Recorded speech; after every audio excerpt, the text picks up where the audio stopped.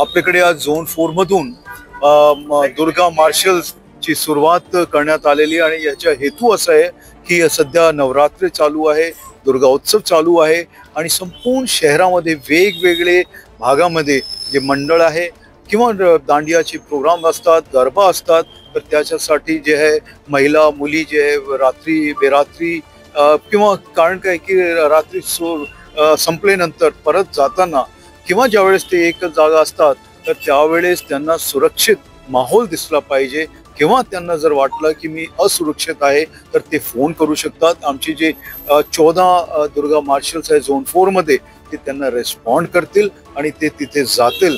जर कोणाची गाडी खराब झालेली आहे, कोणी त्यांची मागे आहे, पाठलाग करताय किंवा छेड काढताय, तर याच्यासाठी आमचे मार्शल्स दुर्गा मार्शल्स जे आहेत ते तयार राहतील आणि ते रिस्पॉन्ड करतील त्याला. आणि त्यासाठी आम्ही त्यांना वाहन दिलेलं आहे, 2 व्हीलर्स.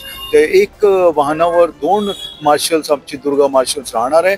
त्यांना आम्ही वॉकी टॉकी पण दिलेलं आहे, सायरन आहे त्यांची गाडीमध्ये, तसेच केनचा वापर ते करू शकतात आणि गरज पडली तर आम्ही त्यांना अजून काय लागलं तर ते सगळं साहित्य देऊ. फक्त रात्री पुरतच आहे का दुसऱ्या टायमाला कॉलेजच्या मुली वगैरे बाहेर पडताना त्यांच्याही मागे असे लफंडर लोक लागले राहतात, त्याच्यातही काही काम करतील? बरोबर आहे, ते आता सध्या आम्ही याच्यासाठी सुरू केलेलं आहे.